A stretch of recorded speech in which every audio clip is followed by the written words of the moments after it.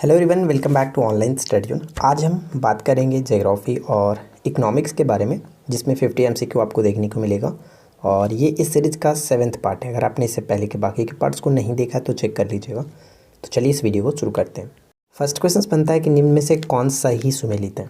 तो बताइए कि यहाँ पर कौन सही तरीके से सुमेलित किया गया। लोनार झील महाराष्ट्र में पड़ता है, नक्की झील राजस्थान में पड़ता है माउंट आबू पे, और कोलेरू झील आंध्र प्रदेश, ये बिल्कुल सही है। पुलिकट झील का संबंध आंध्र प्रदेश तमिलनाडु दोनों होता है।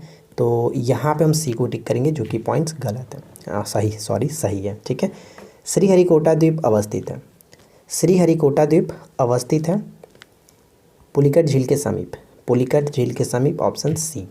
निम्नलिखित में से किसको रहस्यमयी झील कहा जाता है। निम्नलिखित में से किसको रहस्यमयी झील कहा जाता है। उत्तराखंड का रूपकुंड जो झील है, इसी को रहस्यमयी झील के नाम से जाना जाता है। सी यहाँ पे करेक्ट होगा। सूची 1 को सूची 2 के साथ मैच करना है। एक तरफ झील है, दूसरी तरफ झील का प्रकार है, दूसरी तरफ झील है। तो देखिए, अगर हम यहाँ पे बात करें क्रेटर निर्मित झील निम्नलिखित में से कौन सा होगा, तो क्रेटर निर्मित झील लोनार झील, महाराष्ट्र का जो लोनार झील है। तो सी का दो कहाँ पे मिल रहा है, सिर्फ और सिर्फ एक ही ऑप्शन में। तो करेक्ट हो जाएगा ऑप्शन ए, ठीक है। उसी तरह से अगर हम बात करें यहाँ पे जो सूराताल झील है, सूराताल जो झील कहाँ पे पड़ता है, ये भी पूछा जा सकता है। तो डायरेक्ट याद रखिएगा, उत्तर प्रदेश के बलिया में पड़ता है, ठीक है। ये एक प्रकार का गोखुर निर्मित झील है, गोखुर, यानी कि फर्स्ट का 3 होगा। तो सही आंसर हम ए को टिक करेंगे। लैंगून झील, चिल्का झील आपको पता ही होगा। तो इस तरह से याद रखेंगे। चलिए अगला प्रश्न क्या है। नेक्स्ट क्वेश्चन कह रहा है कि अंत्योदय अन्न योजना कब शुरू किया गया था। अंत्योदय अन्न योजना स्टार्ट किया गया था दिसंबर 2000 ईस्वी में। भारत सरकार निम्नलिखित निकायों में से किसकी सिफारिशों को ध्यान में रखते हुए न्यूनतम समर्थन मूल्य लागू करता है या फिर तय करता है। न्यूनतम समर्थन मूल्य तय किया जाता है किसकी सिफारिशों को ध्यान में रखते हुए, कृषि लागत और मूल्य आयोग। कृषि लागत और मूल्य आयोग, ऑप्शन डी। आम आदमी बीमा योजना निम्नलिखित में से किस वर्ष शुरू की गई थी।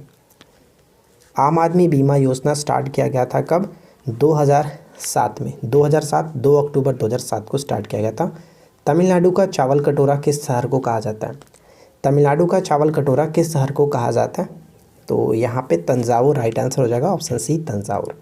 निम्नलिखित को ध्यान में रखते हुए प्राथमिक क्षेत्र, सेकेंडरी जो सेक्टर है और तृतीय क्षेत्र है।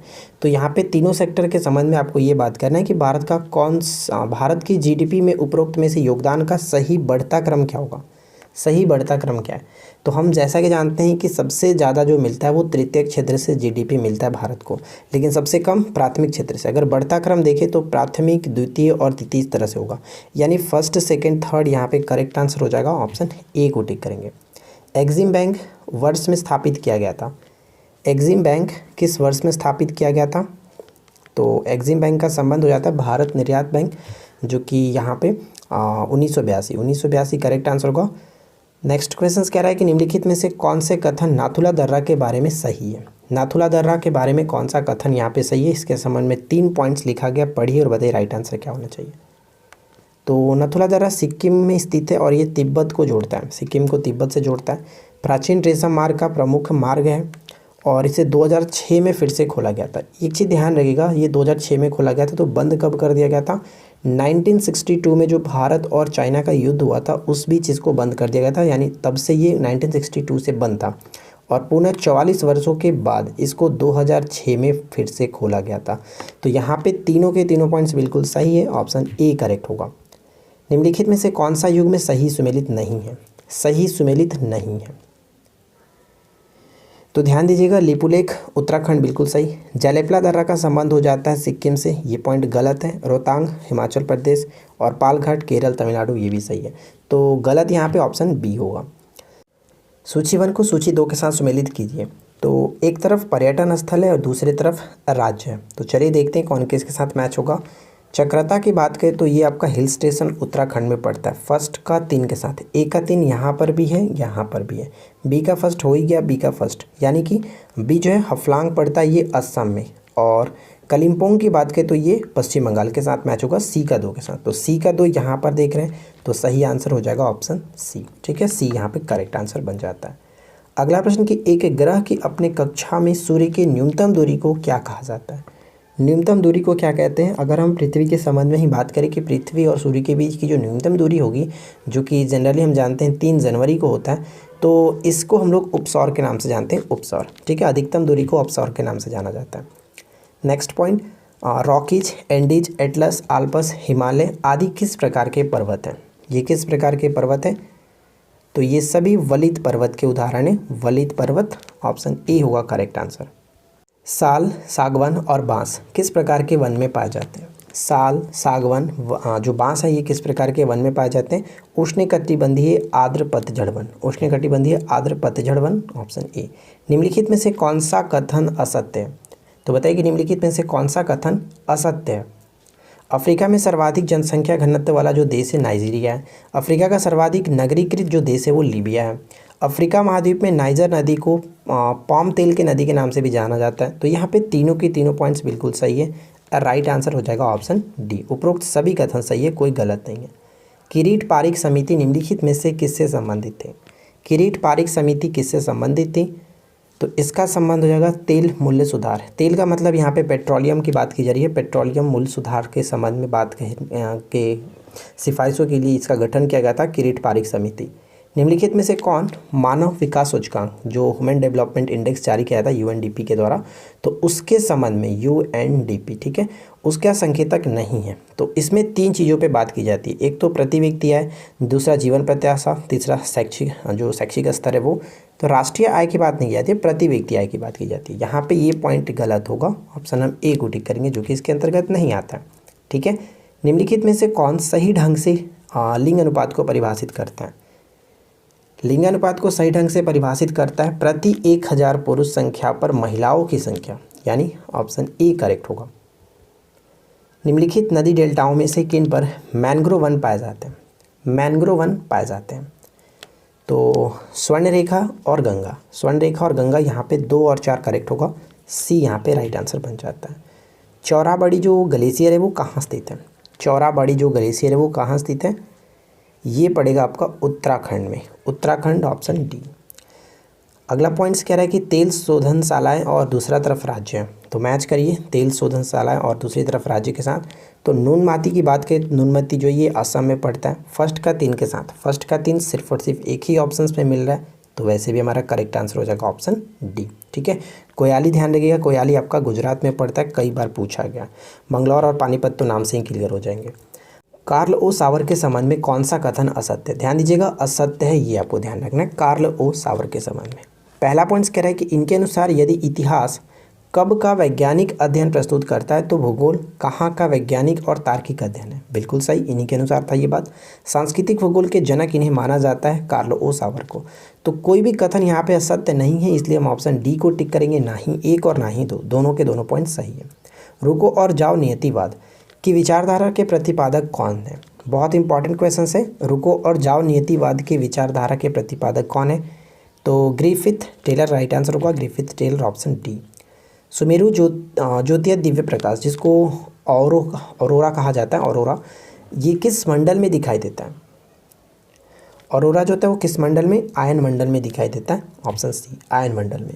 महाविस्फोट यानी बिग बैंग की जो घटना हुई थी, इसके संबंध में कौन सा कथन सही है?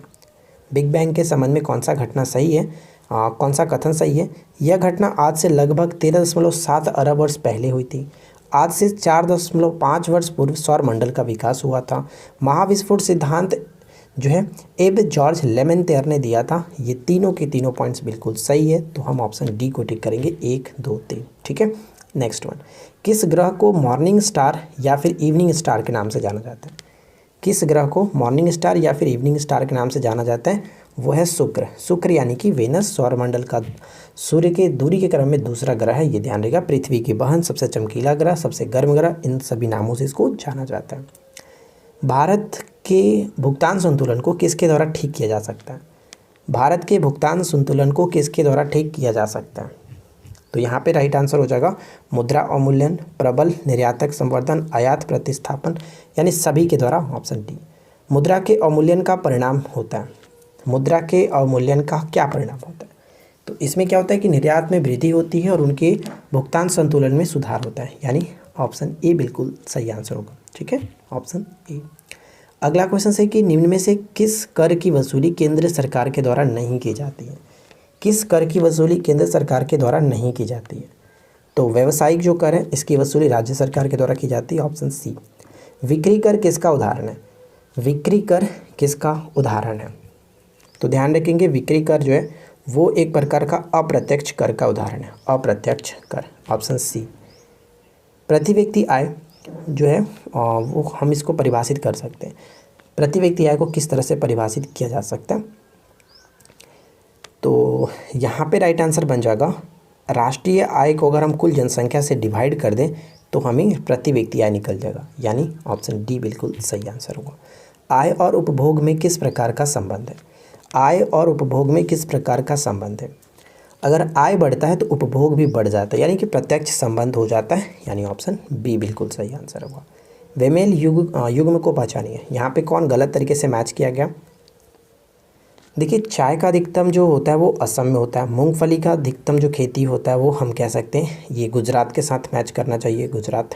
और अगर हम यहाँ पे बात करें नारियल केरल, गन्ना उत्तर प्रदेश, इन सब में कोई दिक्कत नहीं, जो गलत था वो ऑप्शन बी है। निम्नलिखित में से वह मसाला पदार्थ कौन सा है जो जड़ों से प्राप्त होता है? जो जड़ों से प्राप्त होता है।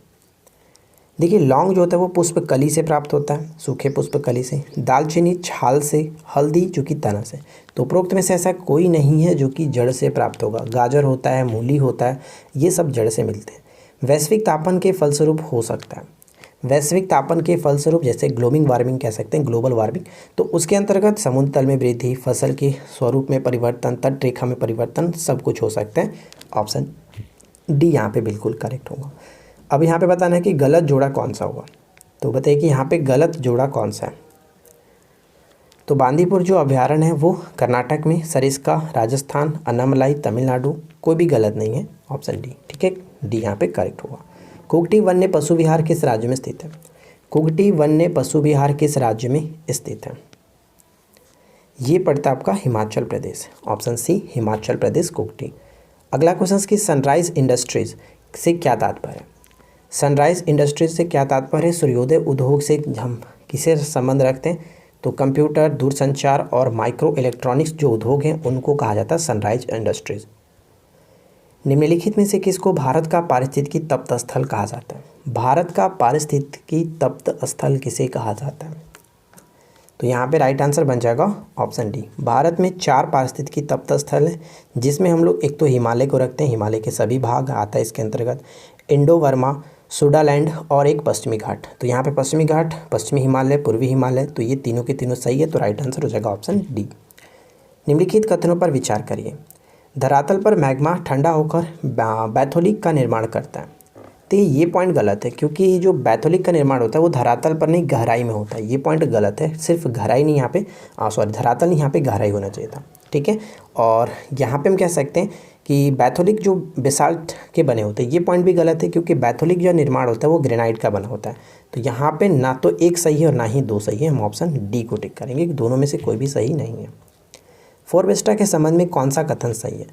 फोरवेस्टा के संबंध में कौन सा कथन सही है? तो फोरवेस्टा एकमात्र क्षुद्र ग्रह है जिसे हम नंगी आंखों से देख सकते हैं, यानी ऑप्शन ए करेक्ट होगा।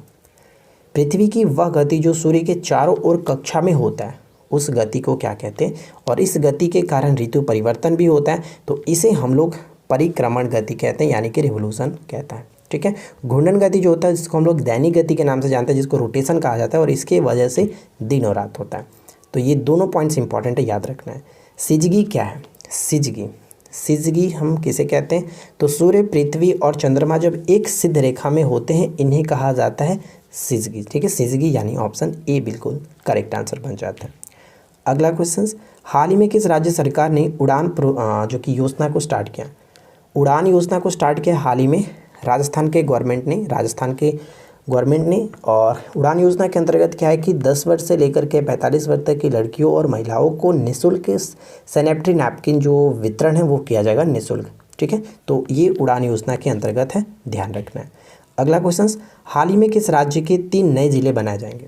पहले यहाँ पे 12 जिले हुए थे, अब अगर 3 नए ज़िले बन जाते हैं तो टोटल यहाँ पे 15 ज़िले हो जाएंगे और वो आपका राज्य है पूर्वोत्तर राज्य नागालैंड।